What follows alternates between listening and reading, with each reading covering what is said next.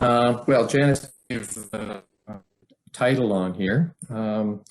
I guess I see a bunch of names of people that I know, kind of that are attending today, and some other new ones. So welcome. Thanks for joining us.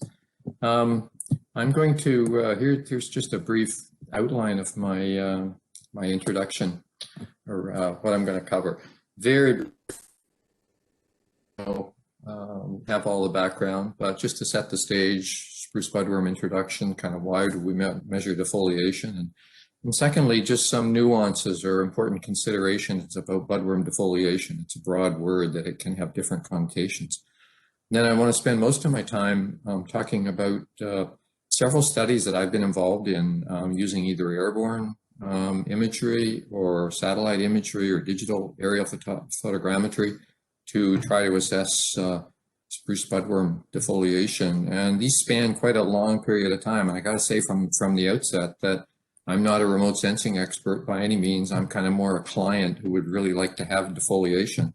But I'm also someone who's maintained plot networks with good ground truth data. So I've gotten involved in a number of collaborations. I guess the other thing I want to say is that my presentation really isn't an attempt to be comprehensive, to cover everything that everybody has done, because there are others who have attempted to use satellite or airborne imagery to assess defoliation. These are the studies that I've gotten involved in. Okay, okay. It's called Eastern spruce budworm, but it really covers right across, and so it's interesting that we reaches out to northern BC, Yukon, Alaska, and the reason why we care about it is the outbreaks can be so damaging in some stand types. So the insect builds to such large population levels during the 5 to 10 years of strips the trees, and particularly in the east, if you've got balsam fir is the most damaged species, and in general, you can expect 70 to 100% mortality of mature balsam fir in a typical outbreak. We've Cape Breton Island in the 1980s and 90s, we had 87% mortality in 30 permanent sample plots down there, and this is pretty typical. A bit of a lag. Most of you know that there's a big outbreak that's going on in Quebec, Ontario to a certain extent. Newfoundland has got some defoliation going on right now, but Quebec is the main center of it. It's been going on since about 2006. In 2019, there were 9.6 million hectares mapped, and in 2020, it's gone up to 30. With COVID-19, the province was unable to conduct some of the foliage protection aerial spraying that they had planned to do it, and there's a big jump. And I'm in New Brunswick, right to the south of New Brunswick, of the big outbreak there, which started on the North Shore in Quebec and then spread into the Gaspé, but it's kind of been right up against our border for a number of years, and that's really kind of why we care about budworm. The logo on my screen has been Healthy Forest Partnership, which is a research initiative to try to protect Atlantic Canada forests from spruce budworm. It's a unique collaboration among scientists, industry, citizens, and different levels of government. It's funded jointly by the federal government, the 4 Atlantic provinces, and forest industry in the region. The federal funding that's going into this early intervention strategy project are 60-cent dollars, so it has to be 40 cents for every dollar that comes from provinces and industry. And early intervention strategy is really an attempt to monitor the budworm populations to detect emerging hotspots where we're not seeing defoliation yet. Our threshold is 6 second instar larvae, L2 per branch. And then going ahead with targeted insecticide treatments to try to knock down populations in these emerging hotspots and preventing spread. Another large part of the effort is proactive public communications and engagement on project activities and results. So a lot of engagement with the media and with woodlot owners and with communities, especially in the area where we're doing treatments, to try to make people understand what we're doing and what are the consequences of not doing this. It's the first attempt at area-wide management of a native forest insect population. If you're, it's the only thing I'm going to say about this right now, but if you're interested in learning more, we do have a Healthy Forest Partnership website that you can look up. And we also had a special issue of the scientific journal Forests that came out last year called Protection Strategy Against Spruce Budworm. It's open access, so you can, there's about a dozen papers in it reporting results of our project, and you can download the individual papers or the book as a whole. Okay, why do we need spatial defoliation data, better prediction and management to reduce budworm-caused mortality and decreased growth? So really the options are bioinsecticide spray programs, which require accurate budworm population data and spatial defoliation estimates. And usually if apart from the early intervention strategy project that we've got right now, which is targeting the populations themselves, usually there's some factor indicating the level of defoliation. It's cumulative across multiple years. That's a criterion in determining where to have spray programs occur. And this is because a single year of defoliation typically will not kill a tree. It takes multiple years. So in terms of optimizing the expenses of protection programs, better off to let some defoliation happen. Secondly, we can use criteria about the severity of defoliation to re-optimize harvest schedules, to harvest the most damaged stands earlier, and also to plan salvage to get there before the trees die. And thirdly, if we have defoliation information, there are existing defoliation-based stand growth models and decision support system to predict the effects on growth and yield and mortality. There's been a lot of effort that's gone into developing these models and relationships. And if we know defoliation level and something about the stand, we can come up with pretty good predictions of what will happen to it. Okay, I just called this defoliation 101, but a little bit about some of the nuances of defoliation. First, current versus cumulative defoliation. Most of you probably realize that the spruce budworm strongly prefers to feed on the current year foliage of balsam fir and spruce, and will only feed on older foliage, older age classes, if the current year foliage is all gone. It takes really high population. So we have this kind of over a number of years, repeated feeding on different age classes of current foliage each year, which eventually kind of strips the tree as a whole. So that's the cumulative defoliation across all age classes, multi-year, as opposed to the current defoliation focusing just on the current year foliage. If you've got a branch in hand and you're looking at individual shoots on it, it's very easy to come up with a pretty accurate estimate of the proportion of foliage that is missing, that's been consumed.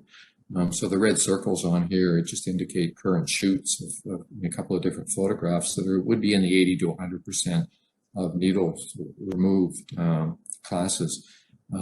So we've tested the accuracy of this. So if you think of it from the standpoint of a satellite or airborne scanner flying over, it's seeing all the foliage that's there. And so we're trying to determine what's happening with the current year foliage over the background of all the other foliage that's present there, which just becomes, so depending upon how it's being measured, we may be trying to measure current defoliation, or we may be trying to measure cumulative. There's advantages to both, but typically current defoliation is what we want. Secondly, what I call red stage defoliation, the basis for aerial surveys, is this. There's a correlation of percentage needle removal with this reddish foliage that we see. Budworm is a fairly messy feeder that severs needles, webs them together into a feeding tunnel, sort of to protect it. So we get this characteristic reddening of the foliage that's correlated with the percentage of needles that's removed. And that's the basis for aerial surveys, where we'll fly small aircraft or helicopters over the forest and typically map nil, light, moderate, severe, which many jurisdictions uses 0 to 10%, 11 to 30%, 31 to 70, and 70 to 100% of that. And the the foliage, the reddening of the foliage is very characteristic and very bright, easy to see kind of in some cases, but it also depends on the weather characteristics in a year. It's more evident some years than others. If we have heavy rain or winds in the period before the peak defoliation occurs, then it's less characteristic. So aerial surveys are better in some years than others, is basically what it comes down to. So if we're trying to compare or develop a classification using satellite imagery or airborne scanner imagery, kind of one question to ask is, what's the accuracy of the ground truth data that's being used? And my view is that branch sampling is kind of the gold standard. It's accurate. We're using pole pruners to take a mid-crown branch down. It's time consuming and expensive. We've published data on kind of what's the accuracy and sample sizes that are required, number of shoots per branch, number of branches per stand, and it depends on both the species and the level of defoliation. In general, you need more samples in an intermediate level of defoliation than when it's typically mostly all very low or mostly all very, very severe. The second method is ocular surveys of just somebody standing on the ground with a set of binoculars, scanning the crown of the tree, looking at the current year shoots and trying to estimate what proportion of the needles are missing from them. This can be quite accurate. You got to be careful with crew training. You got to be careful with crew standardization. I think you got to go through a training period with the crews where they're looking at branches and then looking at crowns and trying to develop sort of a search image. It can be biased by previous defoliation, and it's most difficult to try to come up with light levels of defoliation. And then there's the aerial surveys, which can be really good or can be poor. It varies from year to year. There can be observer bias. You have to determine where the location of where you are in the aircraft that's flying fast over the forest. The viewing conditions matter. If we had bad weather, and the other main period is a short detection period. With the red stage defoliation, you really only got a week or two period in the it's a way to get lots of it's typically a survey that's done by most provinces. Okay, now getting into the meat of my presentation, I've got 6 examples where we've tried to use airborne imagery or satellite imagery to detect current defoliation.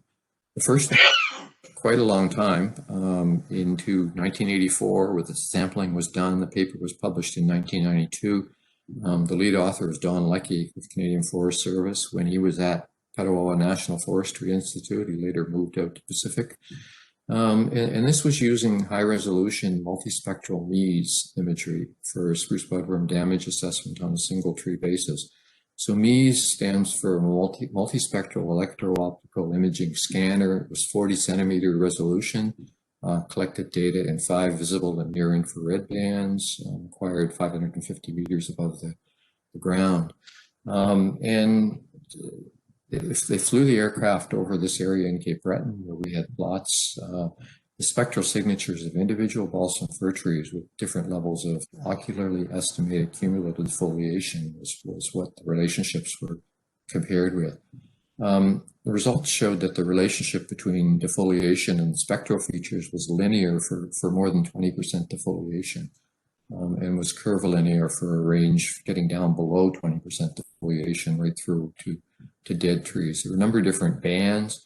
This 445 nanometer band was best. You see some of the other ones that were available, but the model also used some ratios of bands, and even some of the more poor individual bands, when they were combined with others in ratios, provided value. The overall results were fairly good. Best model prediction interval was plus or minus 17% defoliation.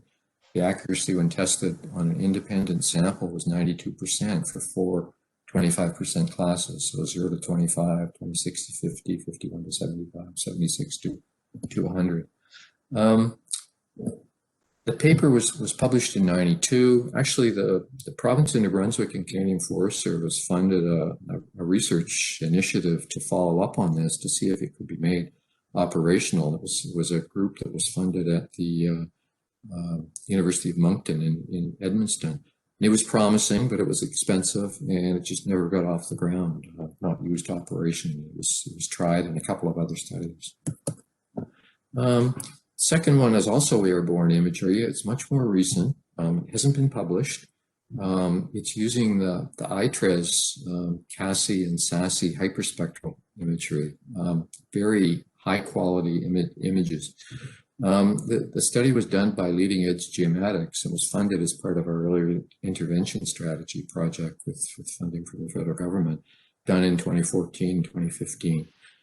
It was really based on some research by Udeva Pakoma at FP Innovations that indicated that Landsat enhanced thematic mapper bands 4, 5, and 7 could distinguish defoliated and non-defoliated areas. We were interested in very low levels of defoliation to see if it could be used in conjunction with the L2 sampling, or maybe pie in the sky wish to replace L2 sampling. That's not going to happen.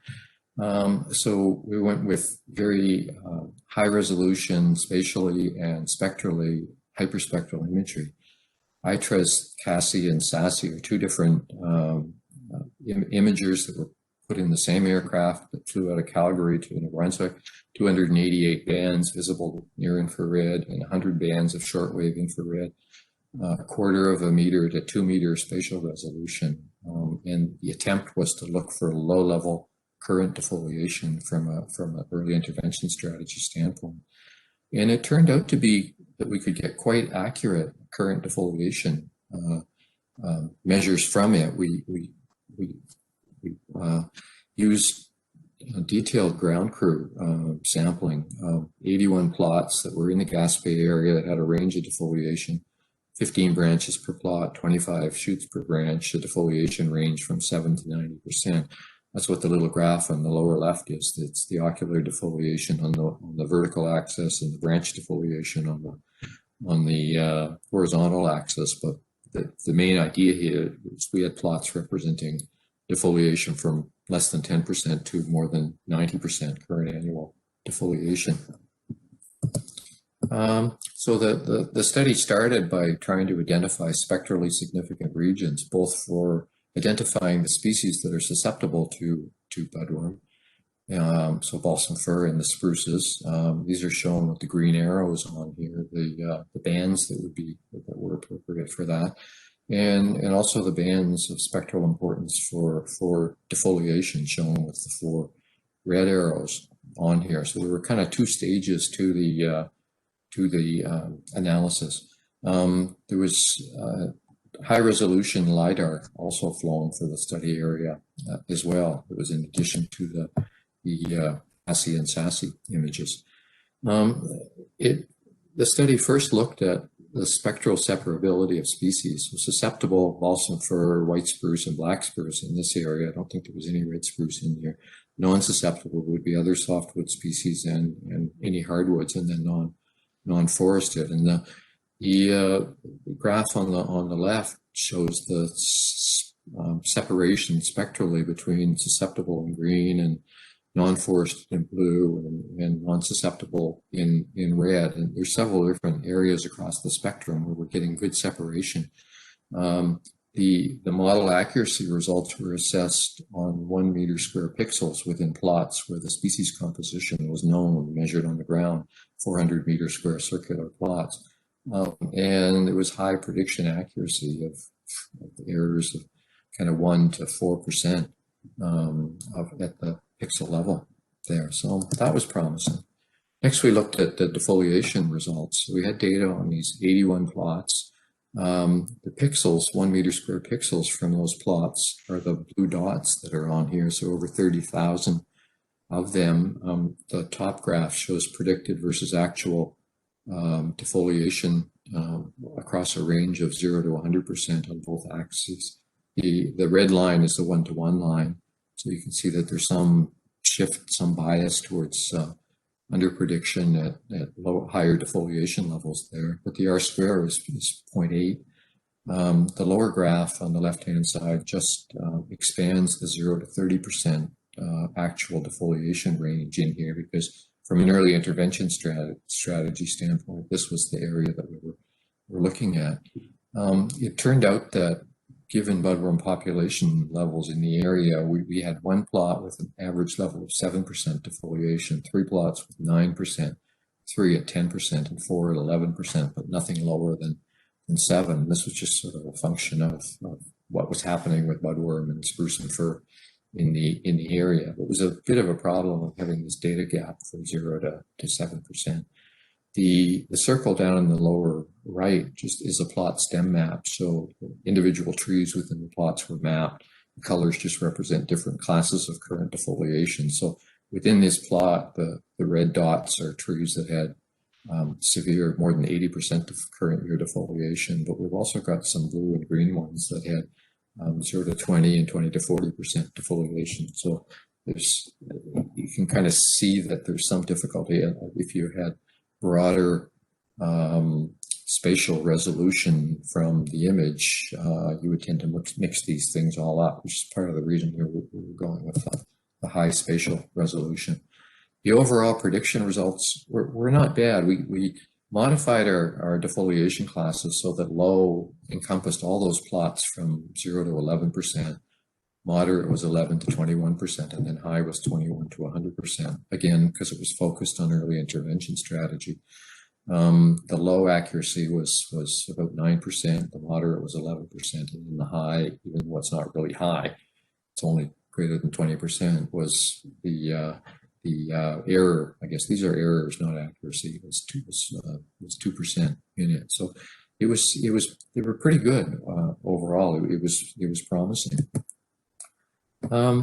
This graphic just shows the spatial resolution of some of the different sensors that are in here, kind of comparing them. So the ITRIS, CASI, and SASI that leading edge geomatics used on these last few slides is the purple square on there. So if you're getting very high spatial resolution, you probably don't have a very large extent from it. In comparison with Landsat 8, the big scene associated with the red square that's on here.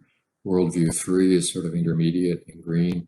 The U.S. Geological Survey, Earth observing satellite advanced land imager in blue, and Hyperion hyperspectral with it as well. It's in the orange color that's on here, Hyperion. So kind of a question in this type of study is what's the spectral resolution and the spatial resolution? What's the available coverage, the revisit rate, species prediction accuracy, and the defoliation prediction accuracy? And then at the bottom, what's the cost? And you could come up with a combined approach of which sensor and when. So this study was conducted in 2014-15, and it's not published. There were good results. They were promising, but we just stopped it. It was going to be too expensive. We spent kind of about $500,000 on this study. It was estimated that it was going to cost about $4 to $6 per hectare, which just wasn't feasible. And it was not likely possible to detect the very low levels of defoliation from an early intervention strategy standpoint. If it had been feasible, and we could stop actually sampling budworm and just do this, then it might have gone further, but it was not tested further. Now we'll move to digital aerial photography. This study was led by Tristan Goodbody and Nicholas Coops at University of British Columbia. The study was actually done in Ontario, near Kapuskasing, where they had current year defoliation in 2014 and 2015 when we did the study. I assisted with the ground sampling. My crews helped put in ground sample plots and measured the defoliation. So it's assessing high spatial resolution digital aerial photogrammetric data to predict cumulative defoliation. So it's the multi-year defoliation. We had ocular and branch defoliation data in 30, 40, 400 meter square plots.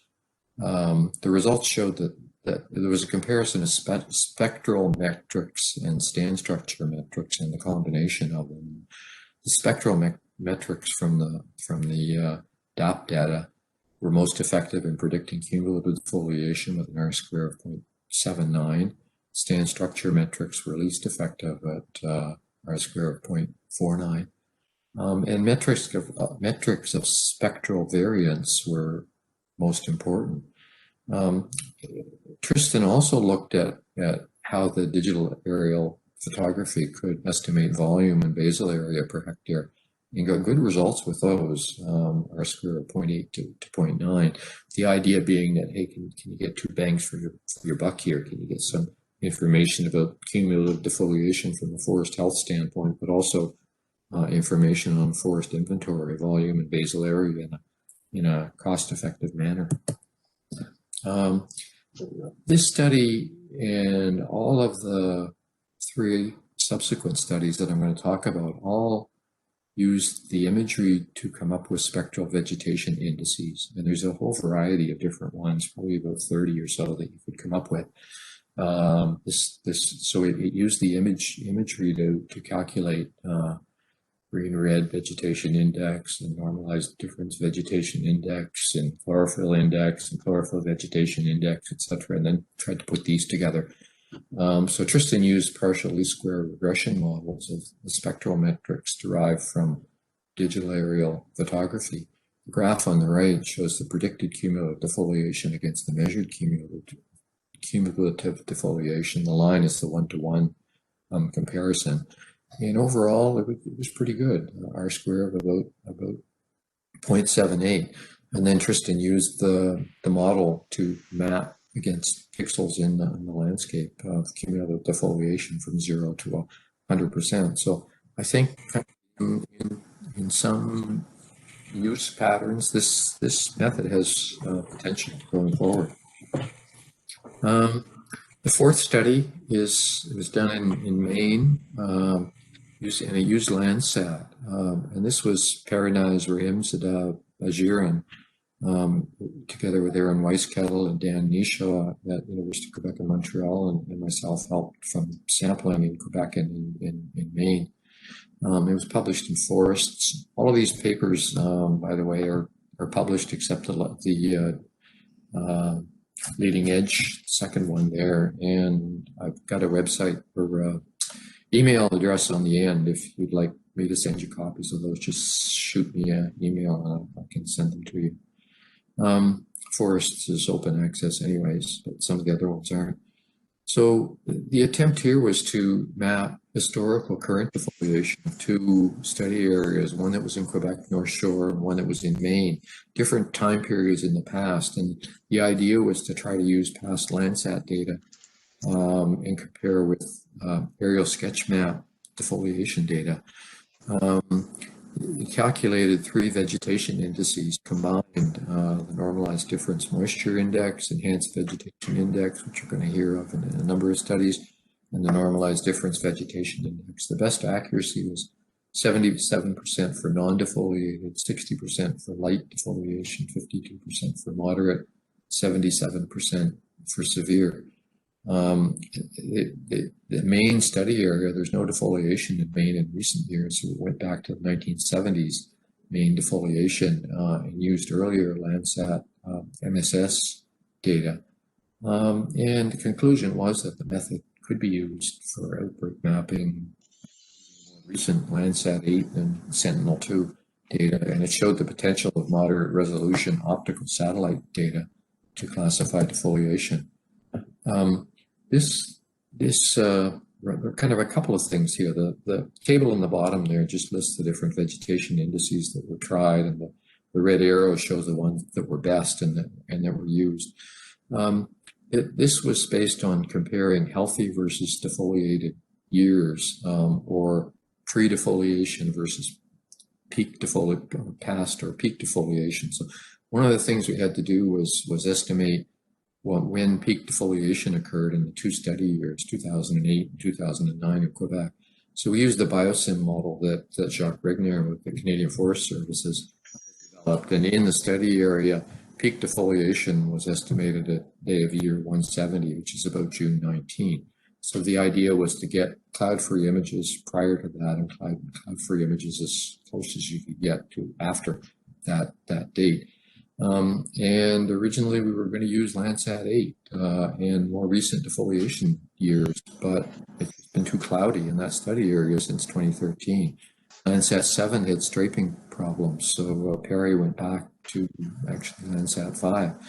And then in Maine, used 1972 to 73 pre-defoliation versus 1975 and 1982 defoliated data, 60-meter resolution. The analysis was based on random forest, which you'll see comes up in a number of subsequent studies as well, of the vegetation indices with defoliation based on the aerial sketch map. So that's kind of one caveat. The study was promising, but the defoliation data was not the best. So it's kind of indicative more than kind of bet the farm on it. Perry, kind of in the analysis, looked at the accuracy. This was index. The graph on the left here has an index performance percent. So a higher bar. The different colored bars are blue for non-defoliated, brownish for light, green for moderate, red for severe, and black for the out-of-bag error rate for the individual indices first, EVI, NDVI, etc., and then combinations of 2, 3, and 4. And the best overall kind of was one using 3 different measures of vegetation indices that came up with the error values that I mentioned before: 60% for light, 52% for moderate, 77% for severe. And then once again, similar to the other studies, the model was applied to the study area, kind of on the maps on the right, with the vegetation indices derived map for 2008, 2009, and the left panels in the aerial sketch map shown on the right-hand side. And then there was generally good correspondence. You're getting a little bit better spatial resolution with the imagery if it's accurate. So this was based on change detection, before and after defoliation differences. And to kind of skip ahead to the end, I think that's the way to go. But the only defoliation data was from aerial surveys. So that's the 4th study.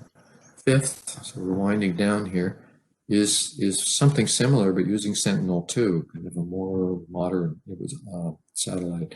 It also was done out of University of Maine. Rajiv Bhattacharya was a master's student working with Paranaz, who's finished his master's now. And it was published in Remote Sensing Letters, and it's looking at budworm defoliation using grid edge spectral vegetation indices. The study area was in north central New Brunswick, so we're looking at quite low levels of defoliation, which when the early intervention strategy project is going on.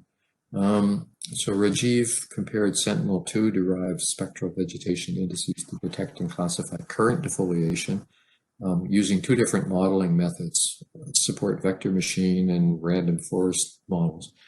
Defoliation was classified into classes of nil, 0 to 5%, light, 6 to 30%, and moderate, 31 to 70%. And the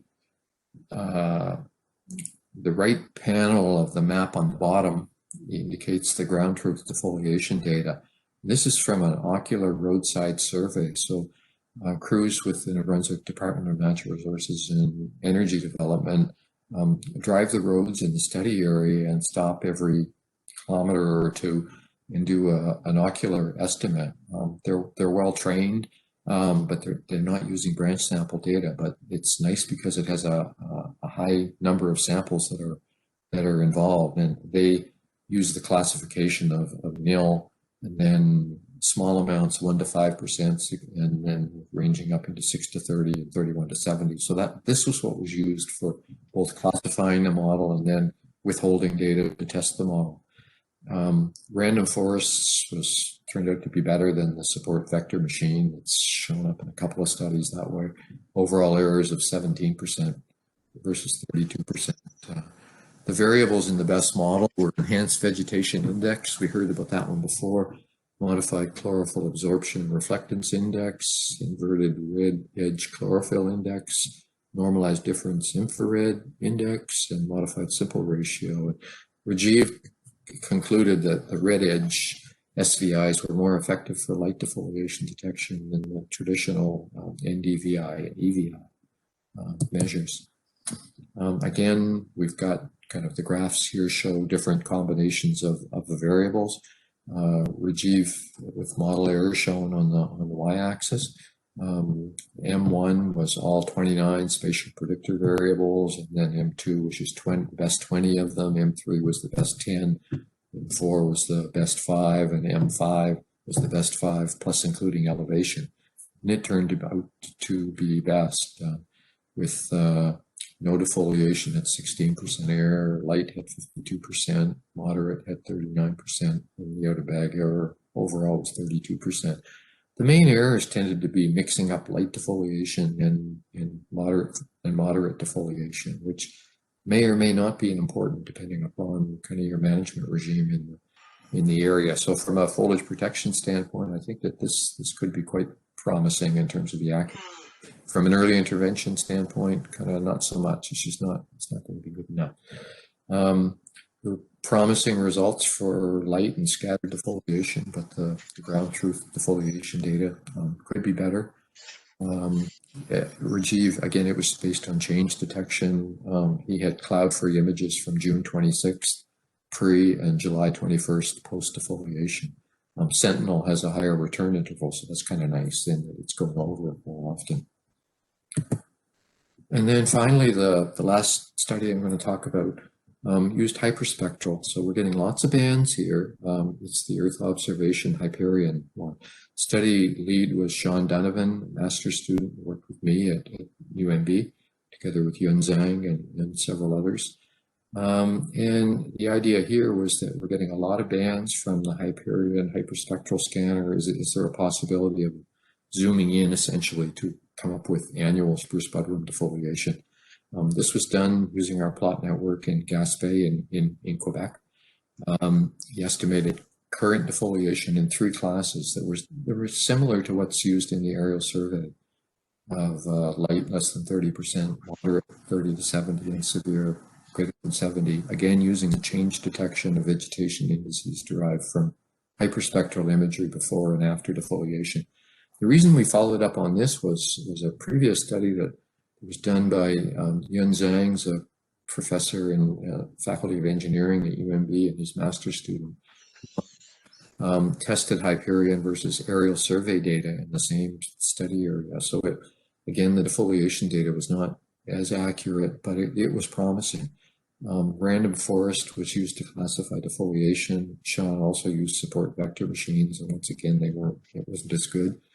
There were intensive field measurements of branch level defoliation per plot were used to assess accuracy. The top 4 vegetation indices were plant senescence reflectance index, normalized difference water index, moisture stress index, and enhanced vegetation index. The spectral regions used to classify defoliation were visible, near infrared, red edge, and shortwave infrared. The graph shows the classification accuracy of different combinations of variables, testing with 14 vegetation indices were tested with 1 to 6, and then all vegetation indices was the one on the right, RFO. Again, for light, moderate, severe, and overall. In conclusion, that the one with 6 vegetation indices included was suitable or was best. The defoliation measurements again were detailed in this study. So we had 68 plots, 15 branches, mid-crown branches per plot, 25 shoots per branch measured for defoliation.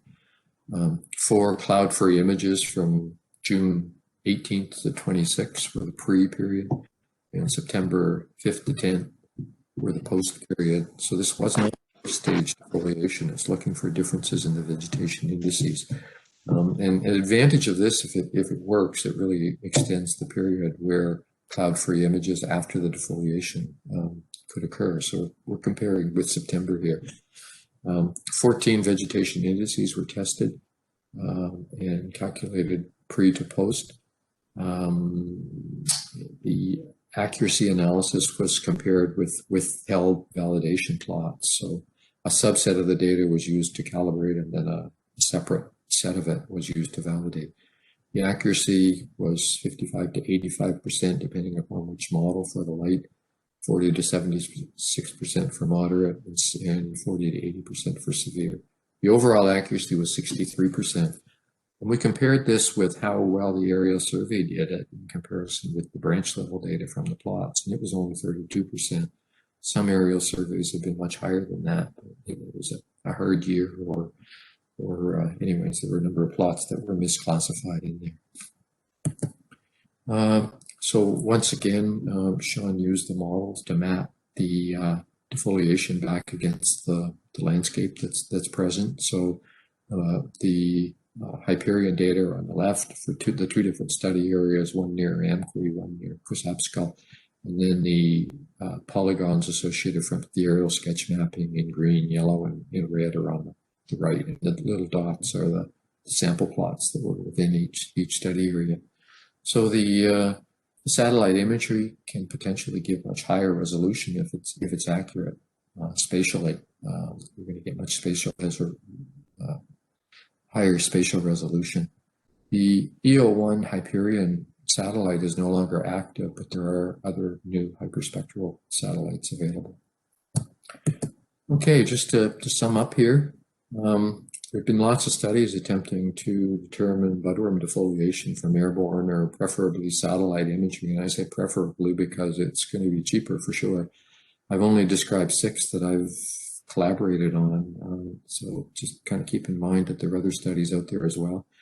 At least in Eastern Canada, it's still not being used operationally, but I think it's getting close. I think the change detection of images before and after defoliation is most promising. It gets around the confounding of current defoliation with cumulative defoliation. It kind of depends on what you're using the data for, but generally current defoliation is more useful. You could combine it into cumulative across multiple years. It's what's required for decisions about salvage, or salvage you could use cumulative as well, but for insecticide spraying for sure. Detecting moderate to severe defoliation is much more feasible than low-level defoliation. Which platform? Well, they're getting to be more and more to pick from, but the harmonized Landsat 8, Sentinel-2, where Landsat 8's got a 16-day period, 30-meter spatial resolution. Sentinel-2's got a 5-day return interval, 10 to 60-meter spatial resolutions, depending upon the bands, is promising and cost-effective. Having to pay for the imagery yourself for large areas is going to not be cost-effective. So getting imagery that's free or freely available or low cost would be preferable in most cases. My 6-point validating remote sensing data with accurate defoliation data is important for reliable predictions. I think that detailed branch sampling is best for calibration, validation, or at most kind of ocular sampling on the ground that again is calibrated using branch sampling. There's several other studies that are ongoing, notably Udea of Epicoma.